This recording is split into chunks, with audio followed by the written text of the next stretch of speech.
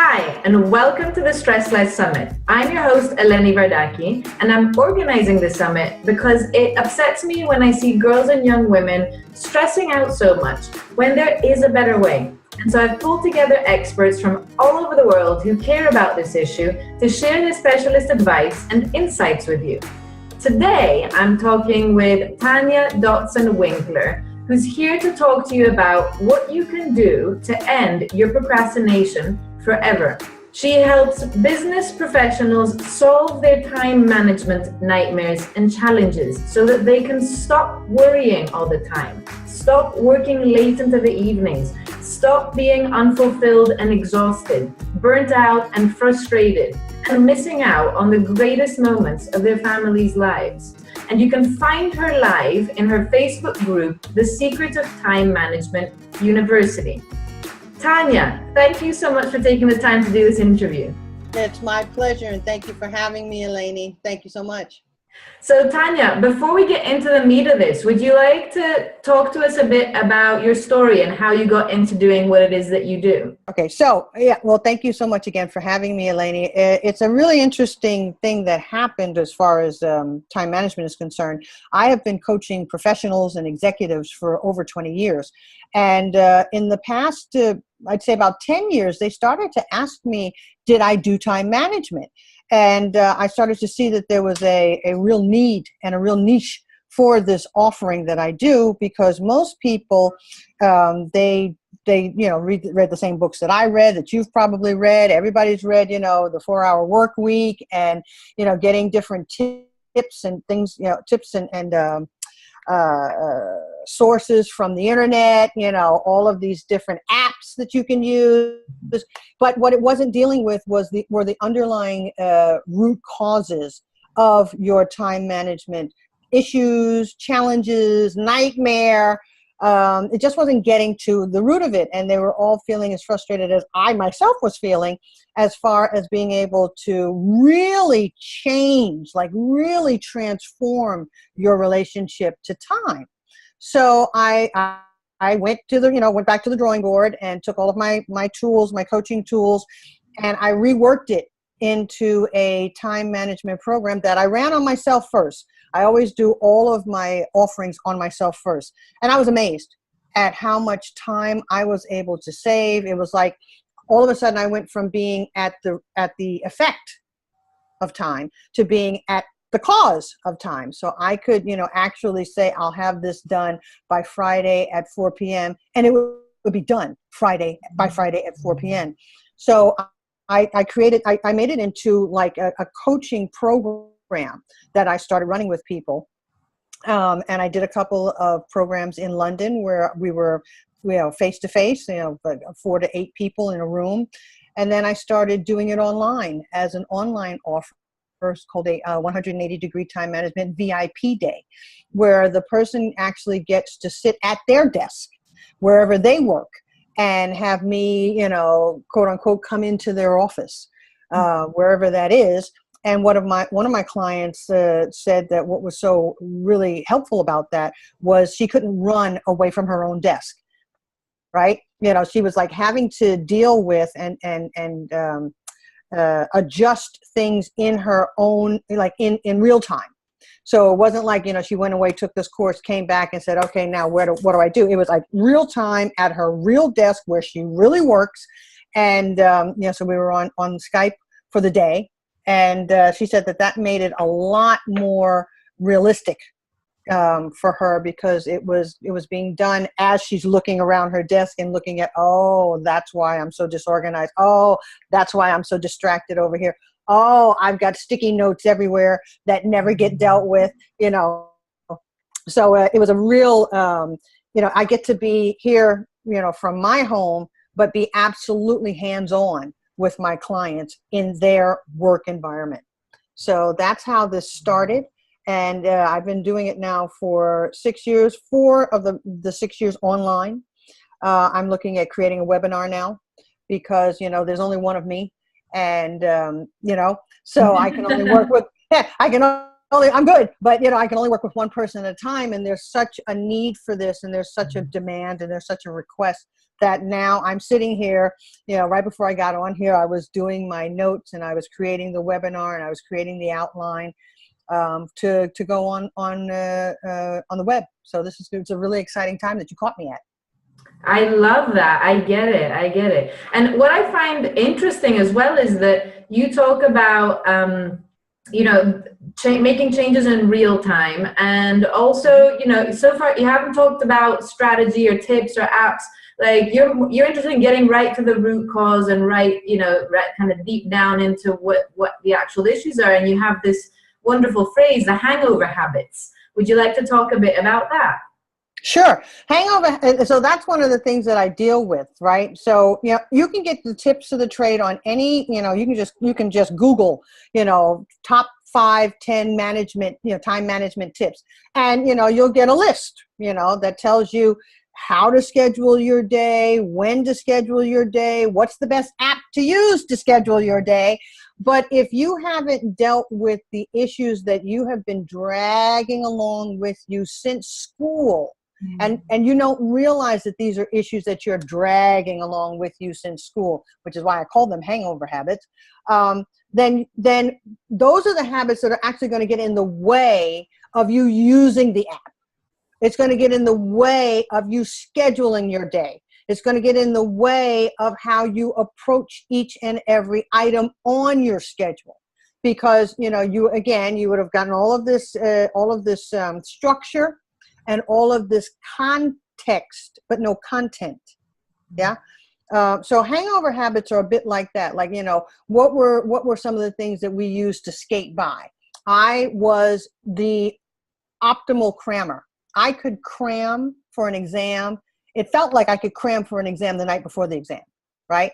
So, you get all the information. I used to be able to get all the information together, boil it down to bite-sized, chunks, and then basically, and this is a horrible thing to say, but basically regurgitate it for the exam, and then it's gone. Forget about it. It's out of my mind. You can't live your life like that in your career, right? You need to have that information readily available. You need to be able to put your hands on your information, and however you've put together your reports. You need to be constantly, digesting what you're learning instead of regurgitating what you're learning. So cramming stops being effective once you leave college. I am here to tell you, So that's a hangover habit of mine. Another hangover habit could be procrastination. We all know how we were told. Oh, I'm sorry. We were told in school the report's going to be due in 3 weeks, right? And plenty of time, right?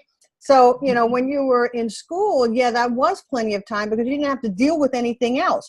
Now, if your boss says, I need this on my desk in 3 weeks, you've got your partner, your kids, your house, your family, your parents, your mortgage, your, laundry, your food shopping, the cooking, get the kids to school, get the kids back from, all these after school activities. You don't actually have 3 weeks.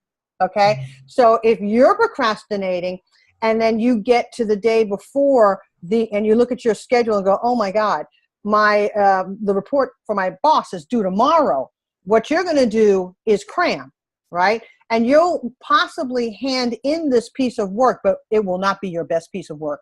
And it will not have, you wouldn't have gone into detail and into depth like you really would like to, because you are looking at 3 weeks of time the same way you looked at 3 weeks of time when you were in school. But when you have a life, once you graduate and you start buying your first house, buying your first car, getting engaged, getting married, having your first child, getting into your actual career, time is a different animal, and you have to respect that and you have to treat it accordingly.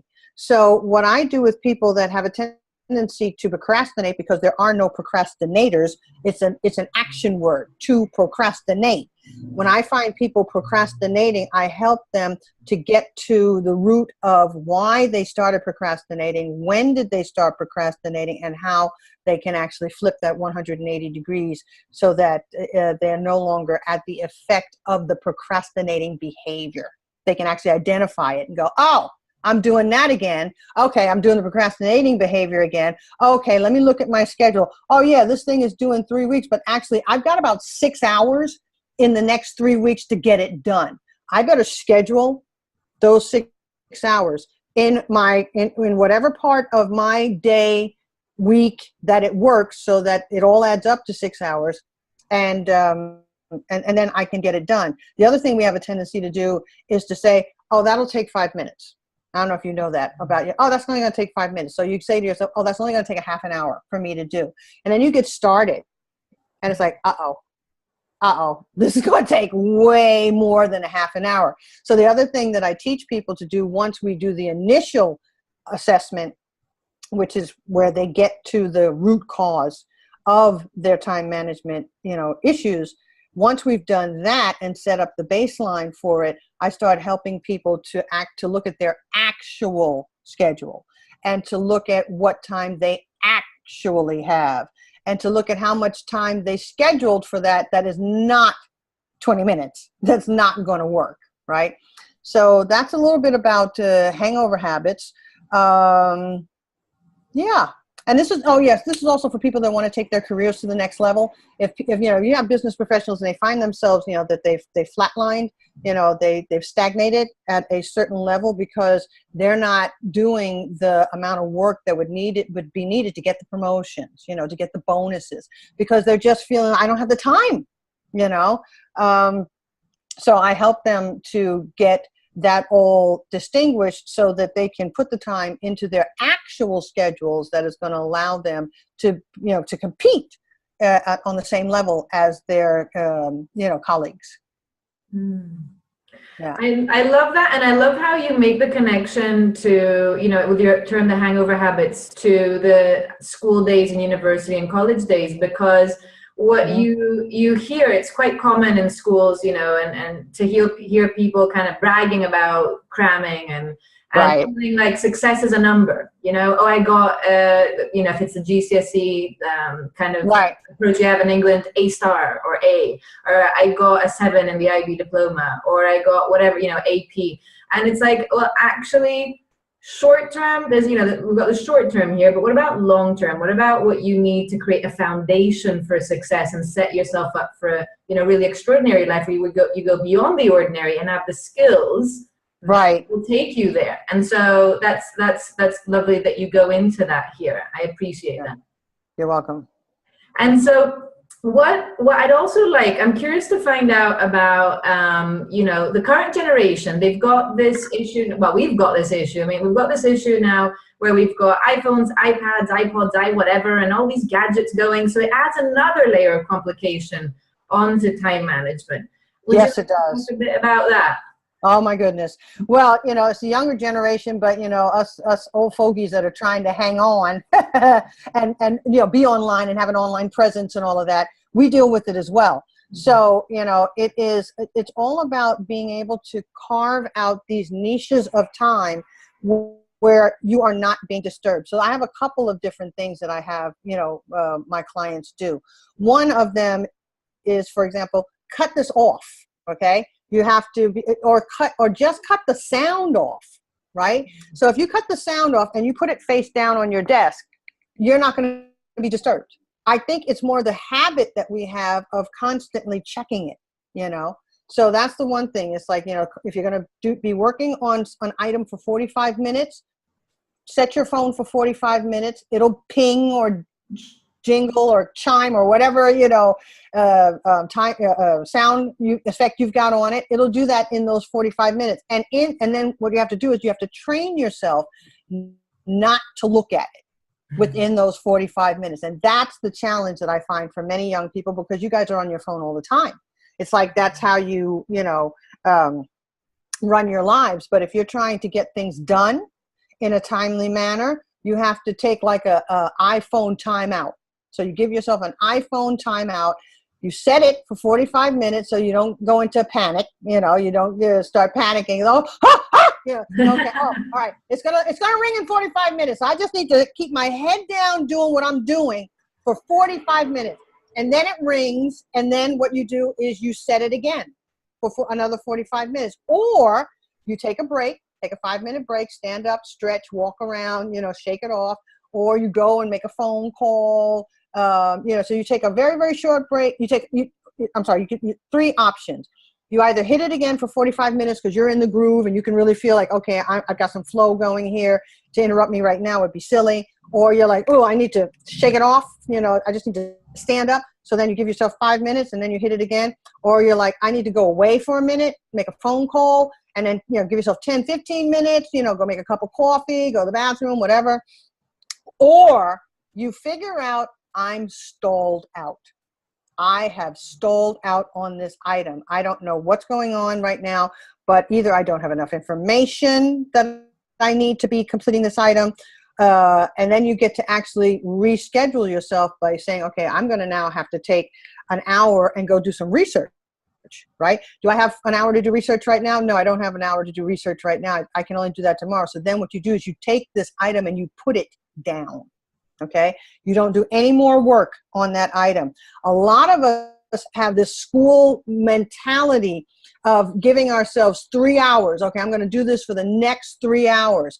And then we wind up doing steady work for about 45 minutes. And then we hit a snag because there's something that we need that we don't have. But then we like, well, I said I was going to be here for 3 hours, so I'm going to be here for 3 hours, And then there you are staring into the abyss. Nothing's happening. You could be doing other stuff, but you said you were going to get this thing done in 3 hours, and by cricky, you're going to get it done in 3 hours.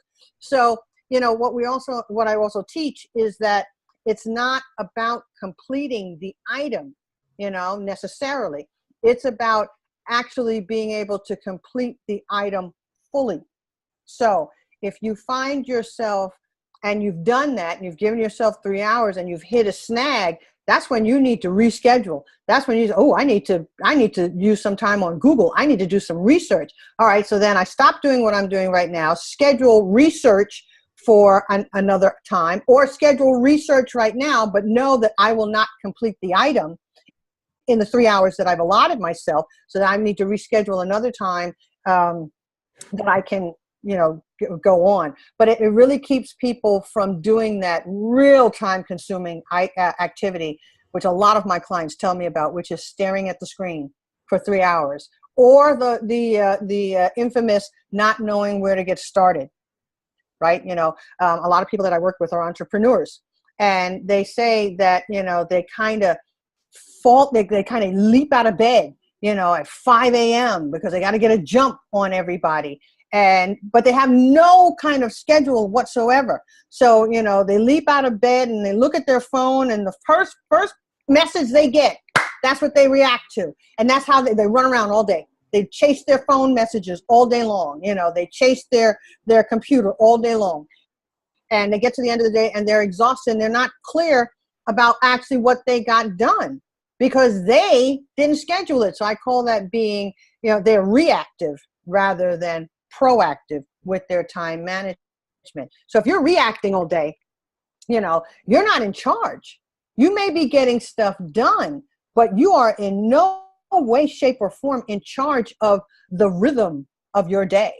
It's just run, put out this fire, put out that fire, put out this fire. Oh, here's another message. Oh, and then you've got that phone that's pinging all day long.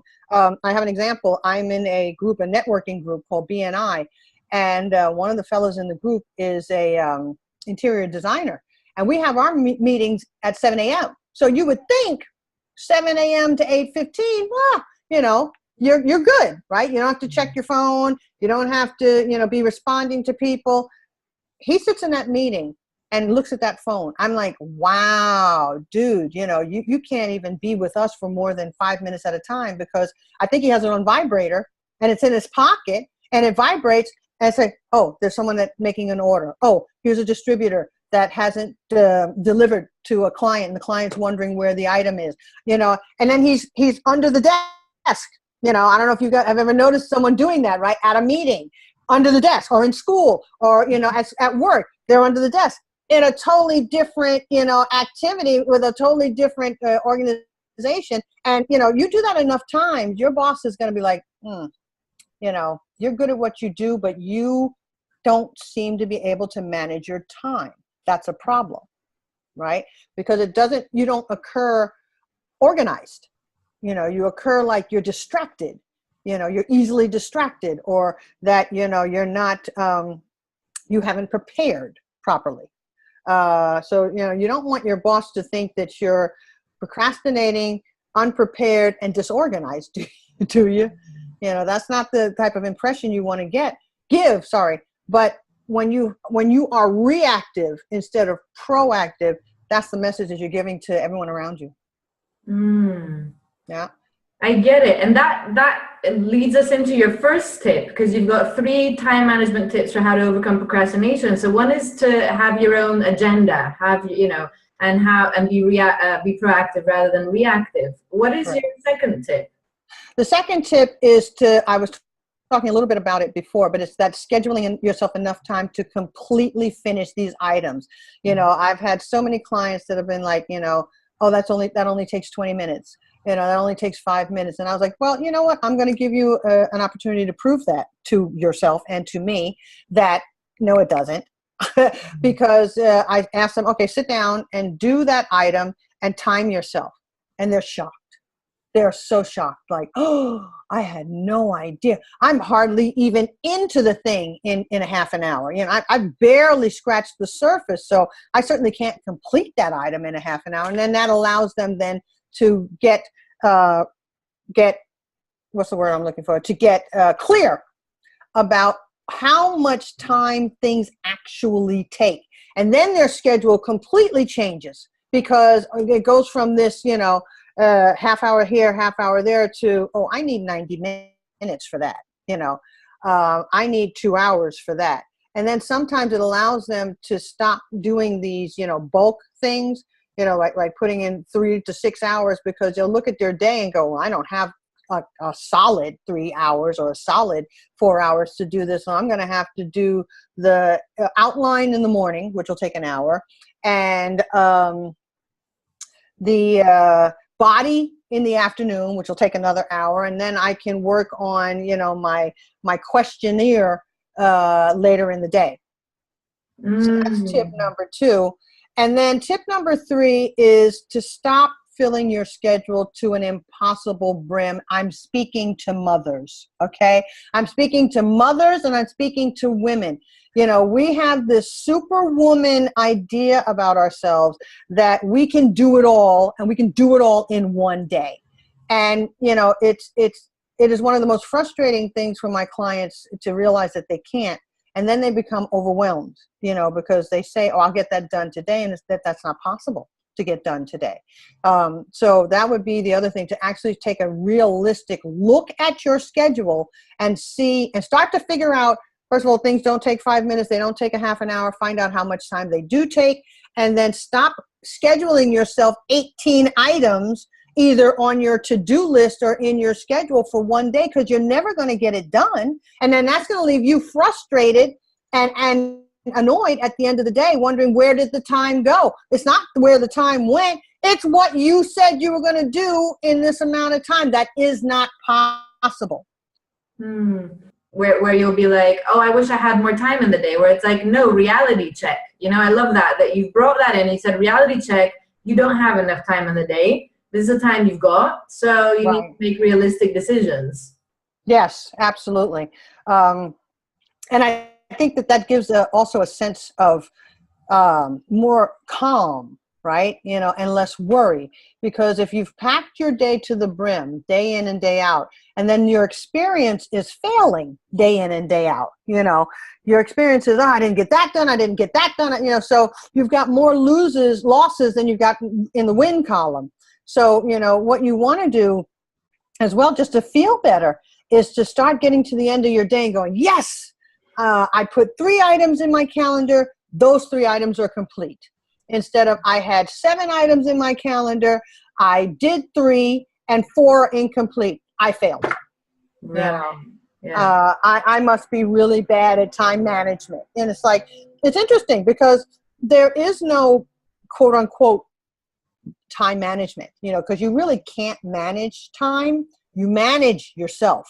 You manage your thoughts about time, right? Which is why that's where I always start. I always start with a thought regression process that gets to the root of what you think about time. What are the decisions that you've made about time? I'm too slow. I'm lazy. I'm the last one to get it. I don't know how to do this. It doesn't work for me. Whatever decision you made about time, going all the way back to when you were a little kid, you've dragged along with you, but they've become invisible. They're like the air you breathe. You don't realize that, the way that you manage time is from a very early age, and you've never addressed that, and you've never upgraded that, and you've never, dealt with that. So, I help people to start to win this game, because you're right. There's 24 hours in a day. Everybody gets 24. No one gets more, and, how are you going to then win this game on a daily basis? Tanya, it has been such a joy talking with you. And I could go on talking for hours. It's just Me too. opening, fun and insightful, and so much here that you've shared with us and that we've learned. Before we wrap up, is there anything else that you'd like to add? Well, I just want to let people know that, that I'm getting ready to go live, right? So that I'm going to be online. And in order to be eligible for the online program, you want to start by getting into my Facebook group. So that's the group that I'm running right now. I'm live in that Facebook group. We're doing, conversations about different topics. And from that group, I'm going to be taking it to a private group. So you want to get into this group first, so that you can see the offers that we're, in addition to what we're talking about in the group, because most of the people in the group have taken the course. So in addition to that, there's going to be offers made available for the next, the online course, where that'll be taking you into a private Facebook group where we'll be working closely together. It's a really, really exciting time right now. So I just want to tell people that, you're not a lost cause. I've had people ask me that so many times, I'm 55. I've been doing it this way my whole life. Am I a lost cause? No, there are no lost causes. It is never too late to get a handle on your time management. And this stuff is not, it's not like you have to be single-minded doing this course. If you're taking another coaching modality, that's absolutely fine. This is going to deal with your time management nightmare. Trust me. So that's what I'd say to people, to come along, get into the group now. Let's start talking, and and click on the link that I think you have made available also for people to get the START product, which talks a little bit about the time regression, the thought regression process. It shows you exactly how this thing works for you, and it gives you, insight. It gives you, a toolbox that you can already start to use from answering the questions on the link itself. So that's pretty much what, if you want to get in touch with me, that's the way to do it. Wow, love it. And yeah, so for the viewers at home, I'll have a link below which you can click on, and that will take you to Tanya's free gift that she's given away to help you get started in the right direction with that. Mm-hmm. Tanya, thank you so much for your time, all that you've shared with the audience here today. Welcome. Very welcome.